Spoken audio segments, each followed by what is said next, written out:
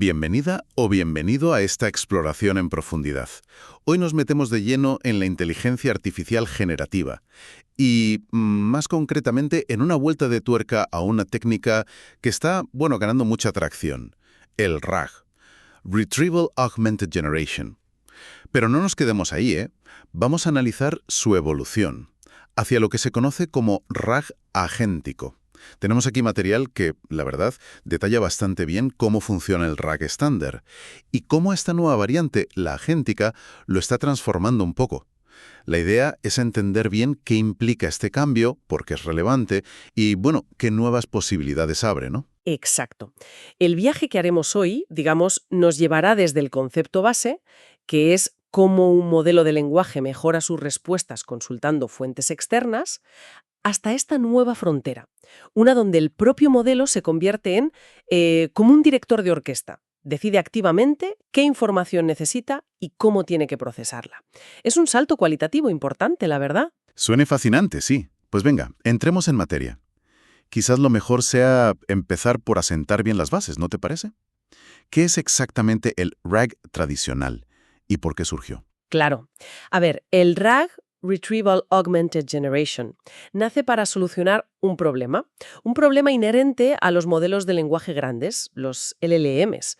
Estos modelos, se entrenan con cantidades masivas de datos, pero esa información tiene una fecha de corte y además puede que le falten detalles muy específicos o, no sé, internos de una organización. O sea, que pueden saber muchísimo sobre historia o ciencia en general, pero ni idea sobre la política de vacaciones de mi empresa, por ejemplo, o sobre los últimos avances médicos que se publicaron la semana pasada. Justo, precisamente ahí es donde entra el RAG.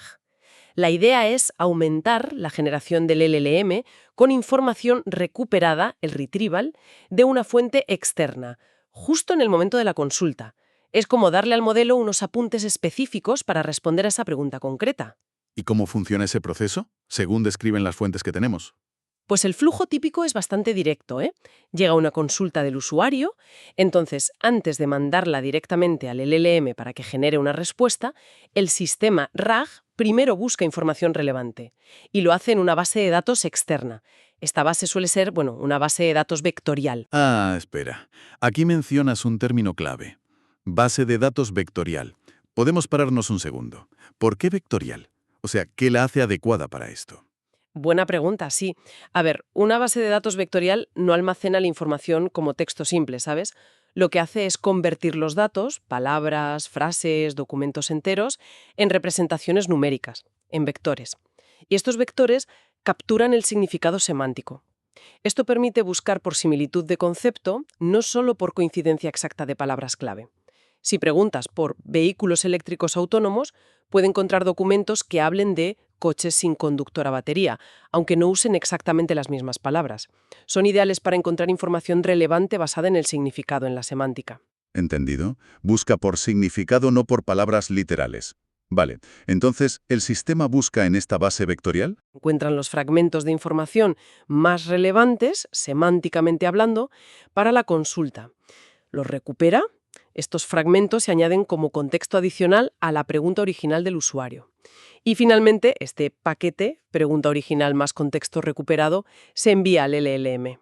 Y el LLM, ahora sí, con esos apuntes específicos, genera la respuesta final, que debería ser, pues, más precisa, más actualizada y basada en los datos que le hemos dado, claro, en lugar de depender solo de su conocimiento preentrenado. Exactamente, ese es el núcleo del RAG estándar. Mejora la fiabilidad, reduce las famosas alucinaciones. Que se invente cosas, sí. Eso es, cuando el modelo inventa información. Y permite usar datos privados o muy recientes. Pero fíjate en un detalle importante aquí. En este esquema, el LLM es principalmente un generador. Está al final de la cadena. Recibe el contexto y lo usa para redactar la respuesta. No participa activamente en la decisión de qué buscar o dónde buscar. Vale, creo que la base del RAG tradicional queda clara. Y aquí es donde el material que manejamos introduce el giro, ¿no? Hacia el RAG agéntico. Plantea la pregunta. ¿Y si el LLM pudiera ser más? ¿Si pudiera ser más proactivo en el proceso? Esa es la clave. La clave del RAG agéntico.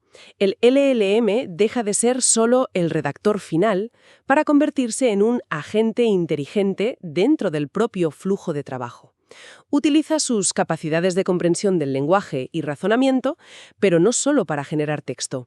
Las usa para tomar decisiones estratégicas antes de la generación. ¿Decisiones como cuáles? A ver, ¿qué tipo de tareas podría asumir este agente?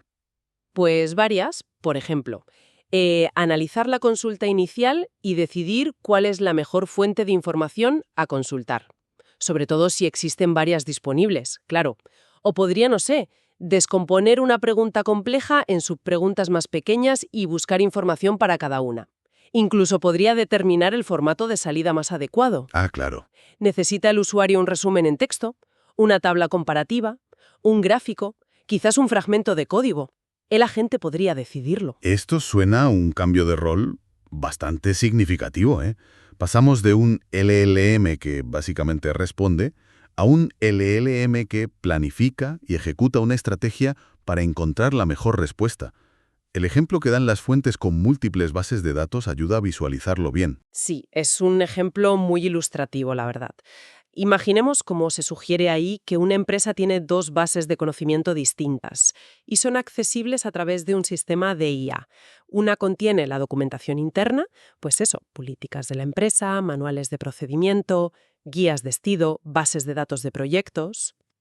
Información propietaria específica de esa organización. Vale. Correcto. Y la otra base de datos contiene conocimiento general de la industria, informes de mercado, artículos de investigación, estándares sectoriales, noticias relevantes, análisis de competidores, información pública o externa, pero relevante para su ámbito de negocio. Entendido.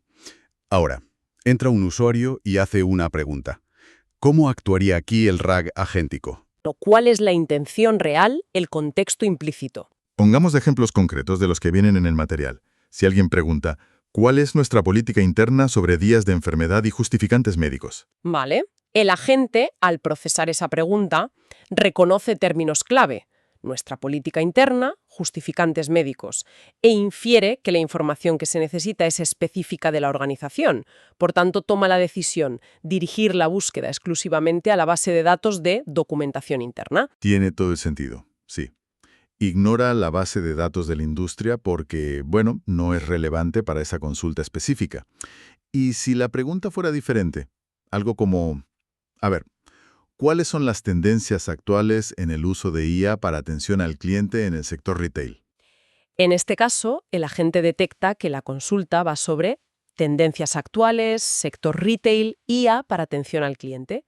Comprende que esto encaja perfectamente en el ámbito del conocimiento general de la industria, así que toma la decisión contraria, dirigir la búsqueda a esa segunda base de datos.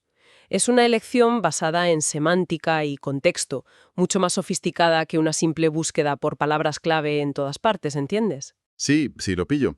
Esto implica que del sistema no solo recupera información, sino que primero piensa sobre la pregunta. Decide la estrategia óptima de recuperación. Pero, ¿qué pasa si la decisión no es tan clara? O si la pregunta simplemente no encaja en ninguna de las bases de datos que tiene. El ejemplo que daban era sobre béisbol. ¿Quién ganó las series mundiales de 2015? Este escenario revela otra capacidad importante del enfoque agéntico, la gestión de consultas fuera de ámbito. El agente analiza la pregunta sobre béisbol y, utilizando su conocimiento general, incluso el preentrenado, determina que no tiene relación ni con la documentación interna de la empresa ni con el conocimiento específico de la industria que tiene indexado. ¿Y qué hace entonces? ¿Intenta buscar igualmente a ver qué pasa? No necesariamente. Aquí es donde entra el mecanismo de fail-safe o respuesta segura que mencionan las fuentes.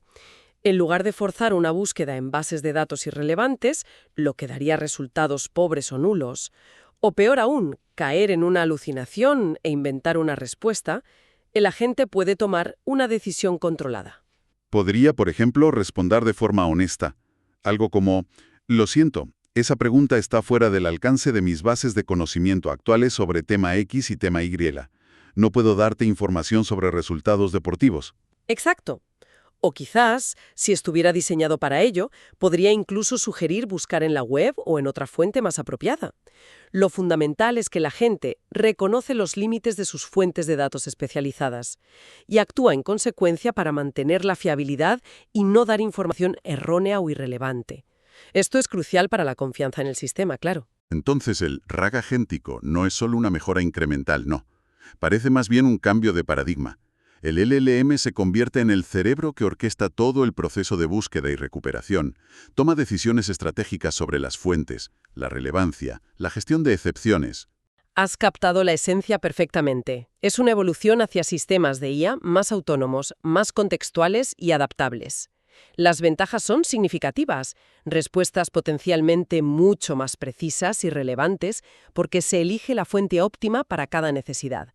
Y no solo eso, abre la puerta a escenarios bastante más complejos. ¿Cómo cuáles? ¿Qué más podría hacer un agente de estos? Bueno, el material sugiere la posibilidad de integrar de forma más dinámica otras fuentes de información o incluso herramientas. Imagina a un agente que, ante una pregunta sobre el rendimiento de ventas actual, no solo consulta una base de datos estática, sino que puede activar una llamada a una app interna Ajá. para obtener datos en tiempo real de la base de datos de ventas, por ejemplo. O que si se le pide comparar dos productos, pueda buscar las especificaciones de ambos en bases de datos separadas y luego usar una herramienta interna para generar una tabla comparativa. Algo así. Precisamente, podría interactuar con herramientas de cálculo, sistemas de reserva, bases de datos externas.